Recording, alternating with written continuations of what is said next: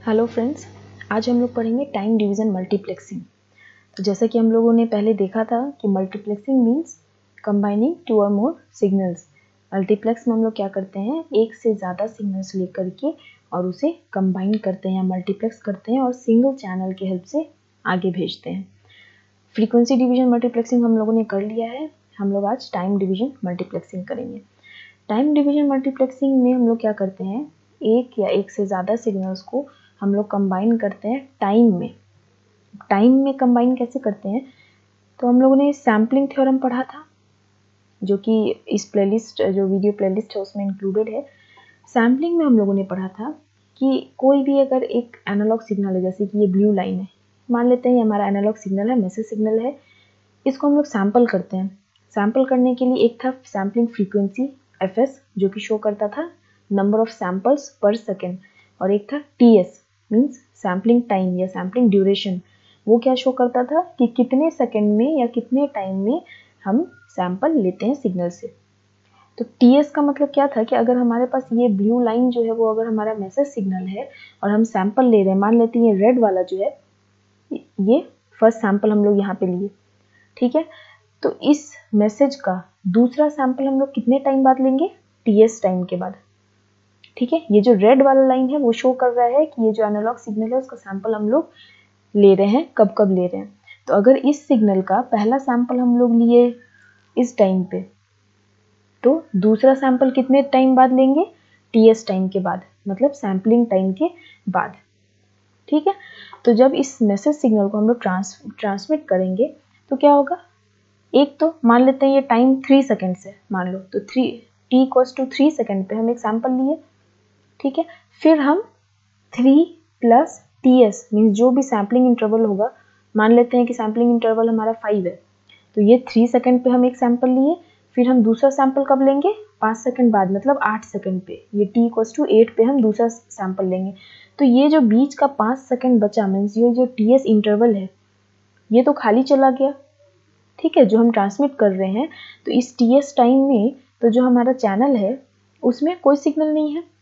इसी चीज़ का फ़ायदा उठा करके हम लोग इसमें टाइम डिवीजन मल्टीप्लेक्सिंग करते हैं, मतलब ये जो एम्प्टी स्पेस है टाइम डोमेन में, इसमें हम लोग क्या करते हैं, दूसरा मैसेज को कंबाइन करते हैं, ठीक है।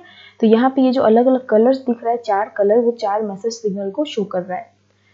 तो रेड वाले का जब हम लिए सैंपल, तो नेक्स्ट सैंपल हम लेंगे ts के बाद, ts सेकेंड के बाद, तो इसमें हम एक दूसरे सिग्नल का सैंपल ऐड कर दिए, ठीक है। अब क्योंकि ये ts इंटरवल बहुत बड़ा है, हम लोग देख रहे हैं कि इसमें हम लोग और सिग्नल ऐड कर सकते हैं, तो हम लोग इसमें और सिग्नल ऐड कर दिए। कितने नंबर ऑफ सिग्नल को मल्टीप्लेक्स कर सकते हैं इस ts इंटरवल में, वो डिपेंड करता है कि ts इंटरवल कितना बड़ा है और हमें दो मैसेज सिग्नल के बीच में कितना गैप छोड़ना है, मतलब ये जो गैप है, ये वाला गैप, ठीक है।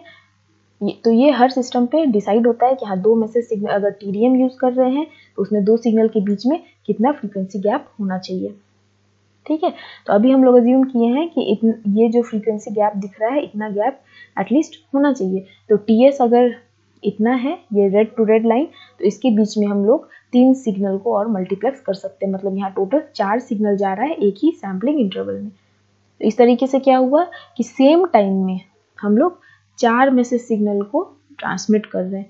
फिर ts सेकेंड के बाद क्या होगा, ये रेड की जगह रेड वाला सैंपल हम लोग फिर से लेंगे, और जो भी मैसेज सिग्नल है, ये कोई m2 सिग्नल से होगा, ये कोई दूसरे मैसेज सिग्नल का सैंपल है, तो ये जो दूसरा वाला मैसेज है, इसका अगर पहला सैंपल हम लोग इस टाइम पे लिए, तो दूसरा सैंपल क्या लेंगे, उसको ts टाइम के बाद लेंगे। तो इसका ts टाइम कहाँ पड़ेगा, यहाँ पे, तो यहाँ पे हम फिर से दूसरा सैंपल ले लिए ग्रीन वाले का, ठीक है। इसी तरह से फिर रेड वाले का सैंपल लिए, इसका लिए, ठीक है। तो टाइम डिवीजन मल्टीप्लेक्सिंग में हम लोग क्या करते हैं कि सैम्पलिंग इंटरवल का फ़ायदा हम लोग उठाते हैं। सैम्पलिंग इंटरवल में क्या होता है कि पहला सैंपल जो भी हम लोग लेते हैं मैसेज सिग्नल का, उसको हम लोग टीएस इंटरवल के बाद ही दूसरा सैंपल ले सकते हैं। तो इस बीच जो भी टाइम बचता है उसमें हम लोग दूसरे मैसेज सिग्नल्स को मल्टीप्लेक्स कर सकते हैं। एक चीज़ याद रखना है कि TDM is used to multiplex digital signals. जो भी सिग्नल हम लोग यहाँ पे मल्टीप्लेक्स कर रहे हैं वो सब डिजिटल है, क्योंकि वो लोग सैम्पल्ड वैल्यू है, ठीक है। तो जिस तरह से FDM में ब्लॉक डायग्राम देखे थे, उसी तरह से यहाँ TDM में देखेंगे। TDM में क्या हो रहा है हमारा मैसेज सिग्नल है, मान लेते हैं 3 मैसेज सिग्नल है, तीनों को LPF से पास किए। LPF से क्यों पास किए? ताकि ये बैंड लिमिट कर सके और जो भी साइड फ्रीक्वेंसीज है उसको इग्नोर कर सके, रिमूव कर सके। इसको प्री अलियासिंग फिल्टर भी कहते हैं। बैंड लिमिट के बाद मान लेते हैं ये मेरा सिग्नल है, ये 3 सिग्नल है, signal 1, signal 2, signal 3। Time T1 पे हम एक सैंपल लिए, इसका नेक्स्ट सैंपल कब लेंगे? T1 प्लस TS पे, ठीक है। अब इस T1 और TS इस टाइम इंटरवल के बीच में हम क्या किए, एक दूसरा सिग्नल सैंपल लिए T2, मतलब यहाँ पे मान लेते हैं यहाँ पे ये T2 हम दूसरा सैंपल ले लिए। तो इस सिग्नल का दूसरा सैंपल अब हम कब लेंगे? T2 प्लस TS पे, जो कि यहाँ आएगा। फिर तीसरा सिग्नल है, इसका कोई सैंपल हम टाइम T3 पे लिए, वो T3 को कहाँ होना चाहिए? यहाँ।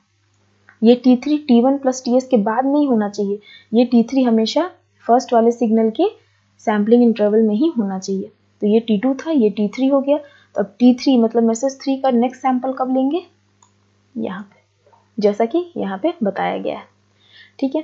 अब तीनों का सैंपल तो हम लोग ले लिए, आगे कैसे भेजेंगे? तो इसमें एक कम्यूटेटर स्विच हम लोग यूज करते हैं। कम्यूटेटर क्या होता है? एक रोटेटिंग स्विच होता है। ये एंटी क्लॉकवाइज, मतलब क्लॉक जिस डायरेक्शन में घूमता है उसके ऑपोजिट डायरेक्शन में घूमता है। और ये क्या करता है? घूम रहा है, पहले मैसेज 1 से कनेक्ट करेगा। तो मैसेज 1 पे जो सैंपल है T1 वो ये ले लेगा, ठीक है। फिर ये इससे कनेक्शन तोड़ करके घूमेगा इस पे और कनेक्शन बनाएगा M2 से, मैसेज सिग्नल पे। मैसेज सिग्नल से कनेक्शन बना करके ये T2 पे जो हम सैंपल लिए हैं उसको भी कलेक्ट कर लेगा।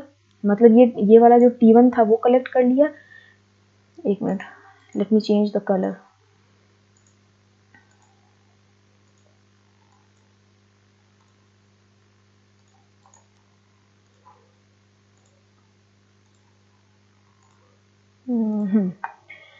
अभी क्या हुआ, कम्यूटेटर जब T1 पे गया तो ये वाला सैंपल ले लिया, रेड वाला, ठीक है।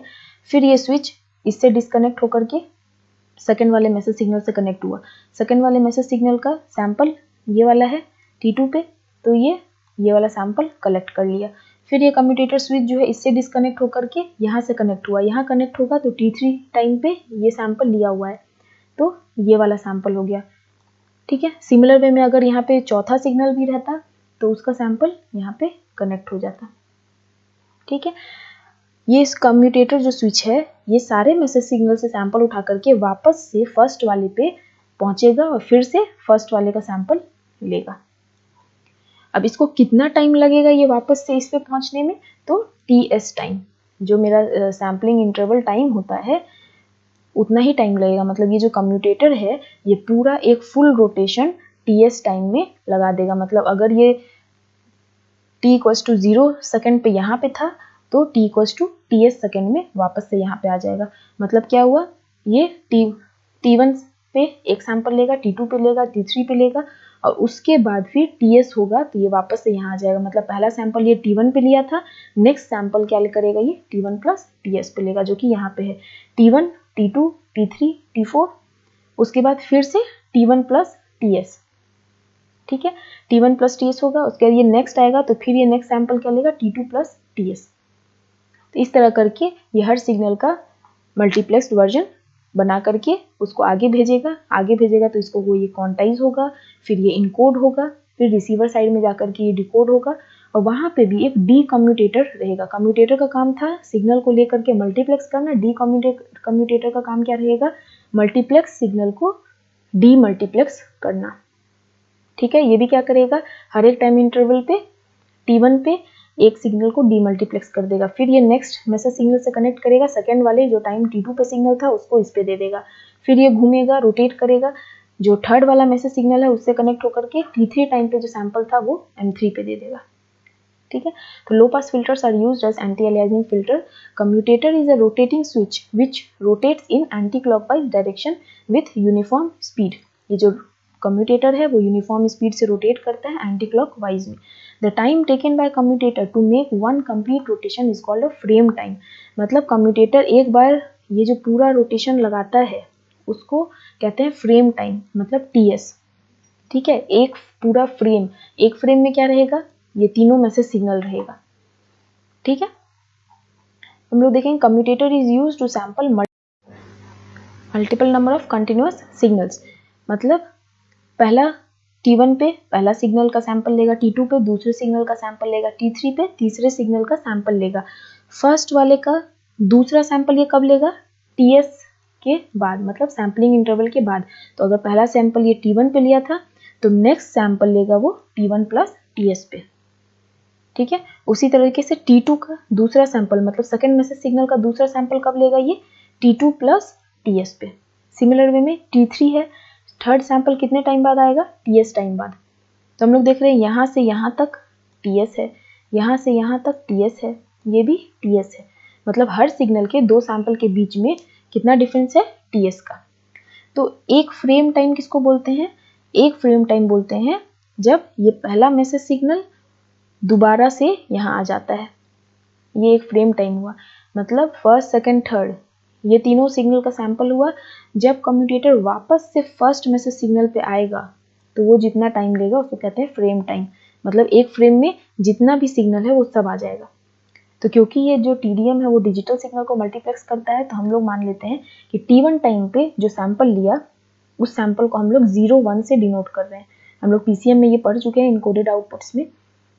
फर्स्ट सिग्नल का मान लेते हैं कि जो भी सैंपल वो लिया उसको हम लोग 2 बिट से रिप्रेजेंट कर रहे हैं और वो है 0-1।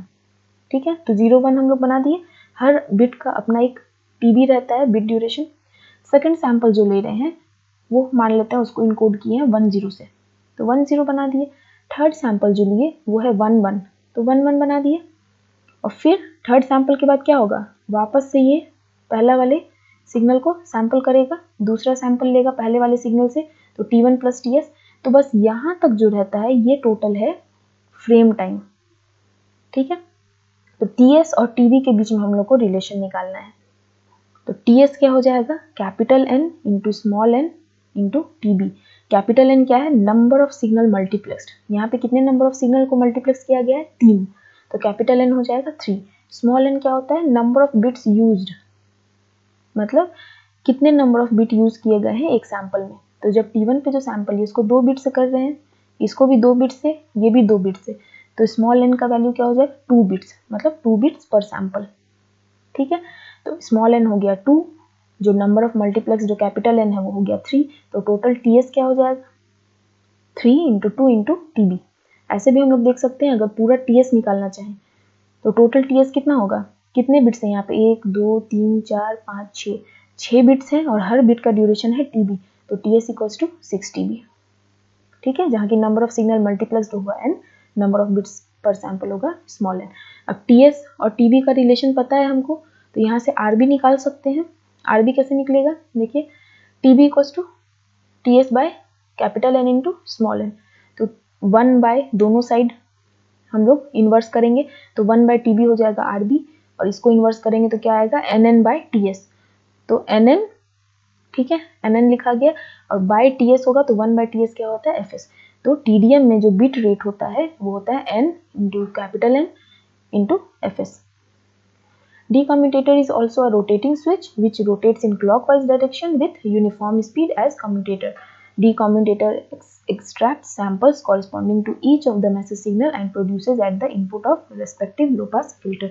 Decommutator भी एक rotating switch है जो कि clockwise direction में rotate करता है यूनिफॉर्म स्पीड से। मतलब ऐसा नहीं है कि कभी उसका स्पीड ज़्यादा हो जाएगा कभी स्लो हो जाएगा, वो एक यूनिफॉर्म स्पीड से घूमता है और वो इक्वल होता है कम्यूटेटर के स्पीड से। मतलब जिस स्पीड से कम्यूटेटर हमारा सैंपल को लेगा, उसी लेकर के कंबाइन करेगा, उसी स्पीड से कम्यूटेटर उस सैंपल को एक्सट्रैक्ट करके और अलग अलग LPF में देगा।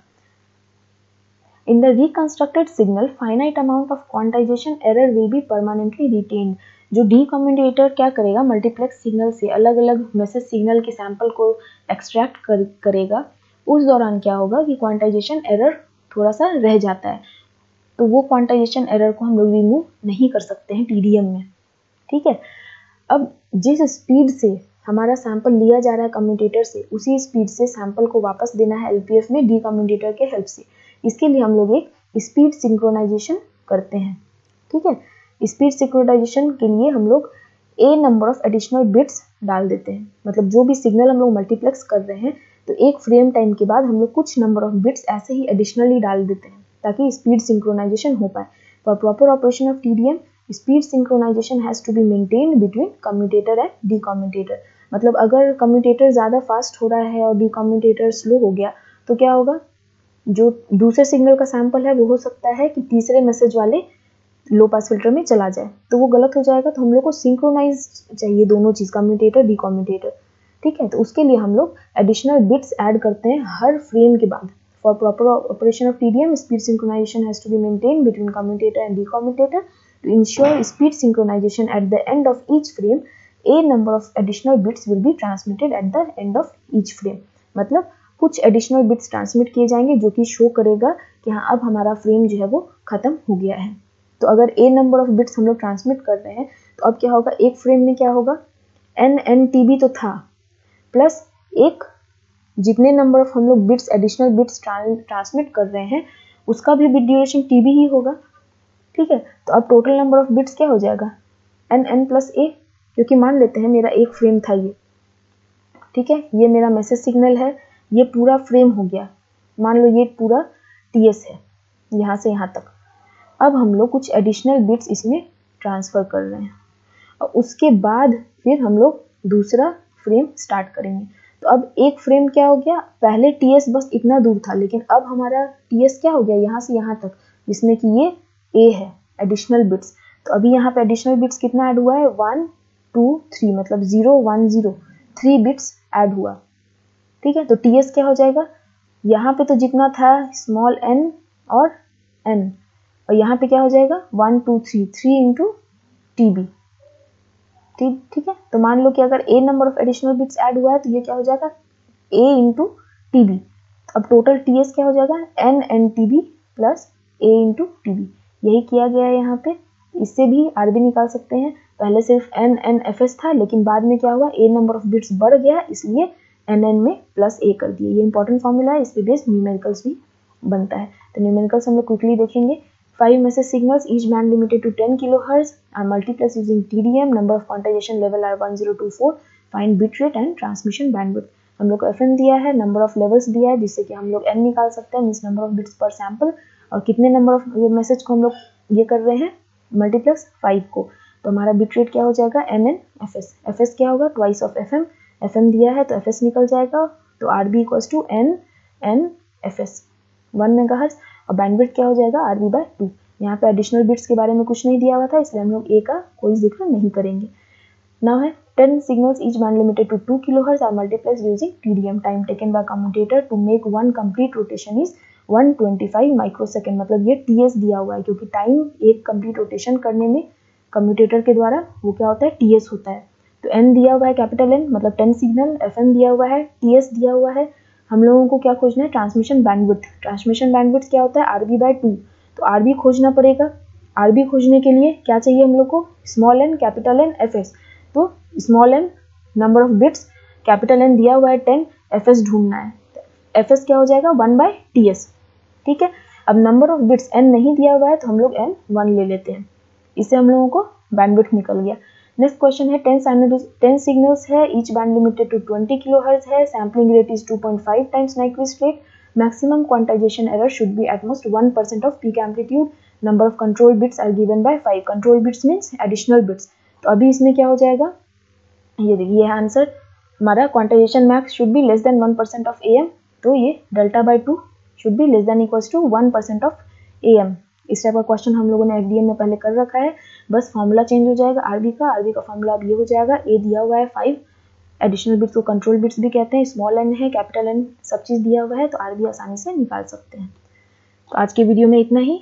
नेक्स्ट हम लोग मिलेंगे कोई दूसरे टॉपिक के साथ। इसमें अगर कोई प्रॉब्लम है तो प्लीज़ कमेंट सेक्शन में कमेंट करिए। Thank you.